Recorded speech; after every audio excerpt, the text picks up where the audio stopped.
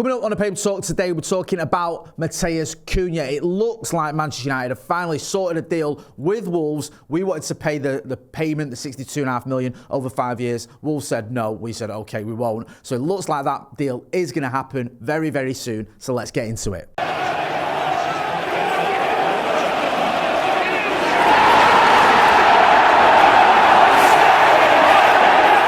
Jay here of Stretford Paddock. This is the Paper Talk. As you can see, I'm in the studio, but we're not live. We are pre-recorded. A few gremlins in the machine, so we've done a pre-recorded news, but that shouldn't stop you getting involved in the chat and the comments. Going to be talking about the latest Manchester United news, and the big story is, as always, it feels, of late, about Matheus Cunha. There was an update last night. I think we heard from basically all the leading journalists. David Ornstein, I think Charlotte Dunker, I think everyone from The Athletic was posting, basically saying that Manchester United have more or less sorted and agreed the terms with Wolves. The terms have already been agreed with Matheus Cunha. We had that story yesterday, I think, or it was the day before. It might have been that the club were happy with the player and the player was happy with the club in terms of the personal terms.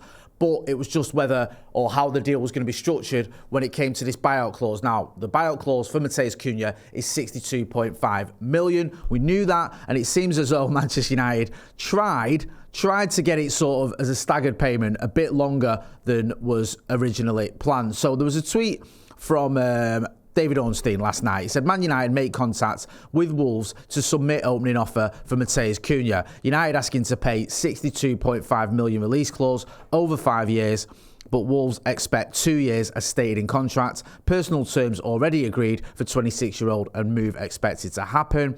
And then an update about an hour later, it said, Manchester United have now met the terms of the £62.5 million release clause in Matheus Cunha contract at Wolverhampton Wanderers. So Wolves have given United permission, to conclude the deal with the 26-year-old Brazilian international, conduct the medical and complete the transfer. So it looks like it's all happening. Basically, Wolves have or United have said, can we stagger the payments over 5 years rather than the required 2? Wolves said no. United have said, right, okay. And now it looks like a deal is on the cards. Just got to wait for a medical. Once the medical is hopefully completed, he'll become a Manchester United player. In terms of his wages, I think we've just done a tweet on Stretford Paddock earlier today, and it says that, and this is from, I think this is from the Telegraph that originally had this, that Cunha is set to earn 200 grand a week at United, which is a big increase or a significant increase from his current 120k per week at Wolves. So it's a bit of a bump up there, obviously, 80k a week more than he was on at Wolves. Not surprising, to be honest. You expect a player, when he is coming in to Manchester United, to get a pay rise from his previous club. Is 200k a week too much?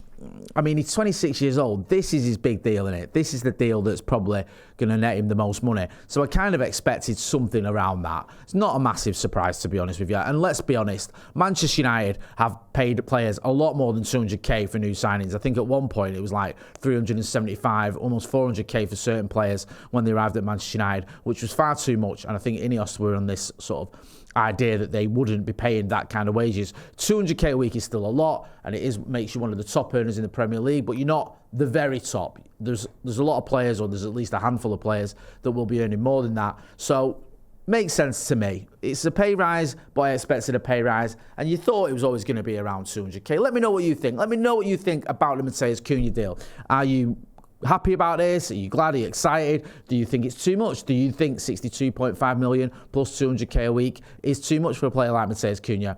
I think it's about right, to be honest with you. I think a proven Premier League player who's done well, who has got the goals and assists that, or put the numbers on the board that you'd want from an attacking player, who fits into this system, who's always done well whenever I've watched him as well. Whenever, just the eye test, he always looks like a very useful, exciting player.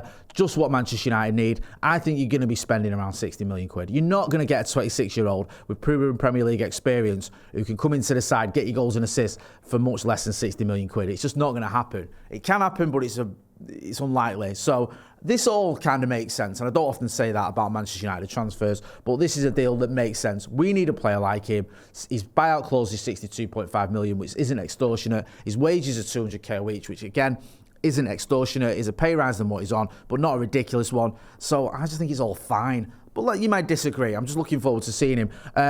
a couple of other stories doing the rounds as well this morning. This was from last night, and I think there's been a couple of follow-ups. This is just on Bruno Fernandes, because Al Hilal over in Saudi have given Bruno Fernandes basically a deadline. I think it's 72 hours to decide whether to quit United or join Al Hilal as part of a £200 million deal. Now, this was yesterday evening. I think this was in the Mail, or yesterday afternoon. It's in the Mail.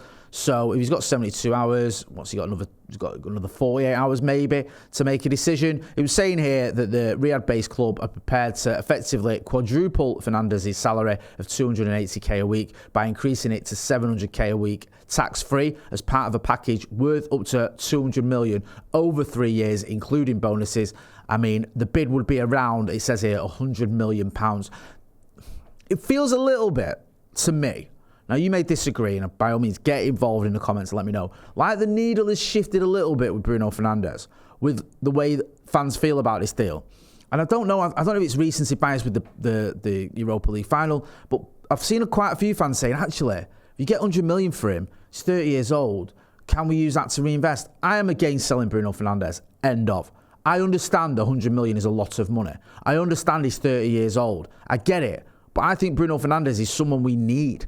And I don't know if you spend that £100 million and get an improvement in the squad. I don't know if that happens. I think there's a chance. Bruno Fernandes leaves, Manchester United get that 100 million, and we spend it, and Manchester United don't improve. We aren't better off.